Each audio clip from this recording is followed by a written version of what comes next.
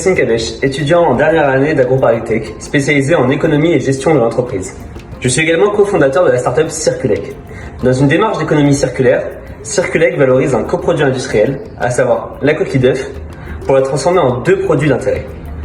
Tout d'abord, la coquille externe est riche en 98% de carbonate de calcium et va être valorisée dans l'alimentation animale.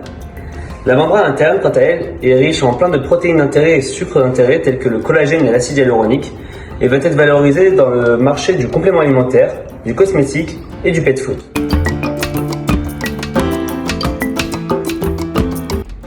L'envie d'entreprendre s'est faite naturellement.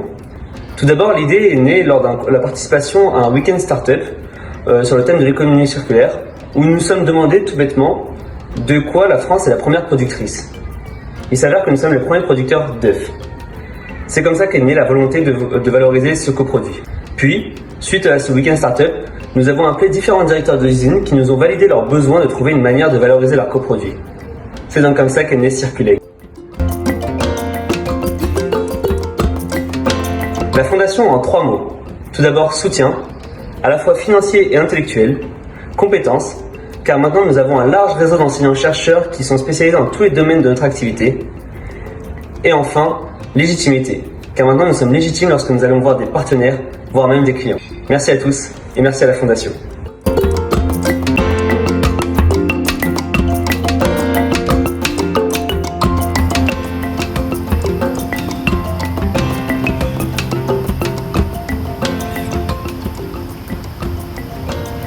Bonjour, nous sommes Camille et Romain, diplômés d'AgroParisTech en 2016.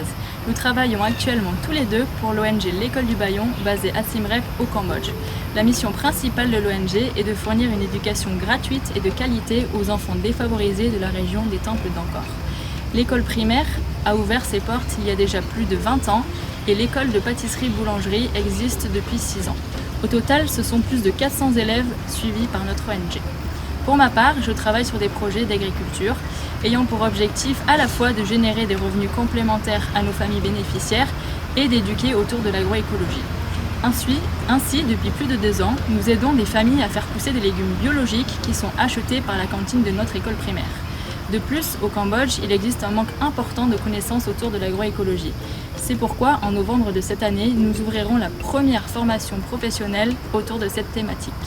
Pour ma part, je travaille sur le programme santé et social de l'ONG au profit des enfants et de leurs familles.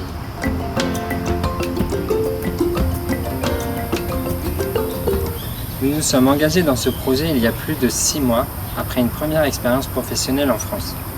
Nous souhaitions mettre nos compétences au profit des populations défavorisées et avoir un impact positif sur leur développement pour les aider à sortir de la pauvreté via l'éducation. Ce besoin de se sentir utile au quotidien nous a guidés vers l'école du Bayon au Cambodge sur des thématiques de travail qui nous sont familières, l'agriculture et la santé. C'est aussi une aventure humaine à la découverte d'une nouvelle culture et de familles qui n'ont que très peu mais donnent beaucoup. Ce sont de formidables rencontres qui rendent notre expérience au Cambodge enrichissante et passionnante.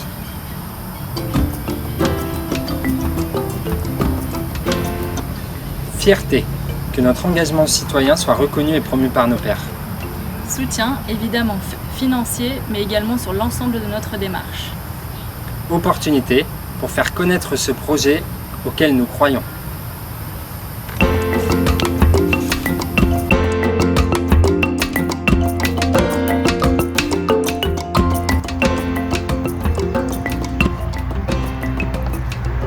Bonjour à toutes et à tous, je m'appelle Clarisse Tual et aujourd'hui je vais vous parler de Climadapt. Donc Climadapt veut promouvoir, recenser et analyser les différents projets d'adaptation au changement climatique. Donc pour ce faire, l'expédition 2020 qu'on a nommée Climavélo va partir de Bretagne et longer la côte en vélo jusqu'à Marseille. Et on va rencontrer plusieurs porteurs de projets. Et donc on a 2 objectifs. Le premier, c'est de faire un réseau pour ces porteurs de projets et leur donner de la visibilité. Et ensuite toute une partie plus sensibilisation, donc là ce sera avec nos retours d'expérience, donc notamment avec un documentaire, et également de la sensibilisation avec des exercices avec des lycéens. Climadapt a été fondé en mai 2018 par 3 étudiants d'AgroParisTech. L'expédition 2020 est composée de 4 étudiants, Aurélie, Marco, Bathilde et moi-même. On a tout de suite été séduits par l'idée d'adaptation puisqu'elle est peu représentée et peu enseignée en ce moment, alors que c'est un des enjeux majeurs de notre siècle. En effet, le changement climatique a déjà des conséquences en France et dans les autres pays. Et c'est pourquoi, cette année, notre expédition en France, due majoritairement à la crise sanitaire, a également son sens. La Fondation, pour nous, c'est 3 choses. Donc d'abord, un soutien financier et institutionnel, puisqu'ils nous ont permis d'acheter notre matériel audiovisuel et également de rencontrer des chercheurs. Une visibilité via leurs réseaux sociaux et leur site web. Et enfin, de la crédibilité auprès de nos partenaires et également des porteurs de projets qui ont plus de facilité à nous rencontrer grâce à la Fondation. Donc je les remercie.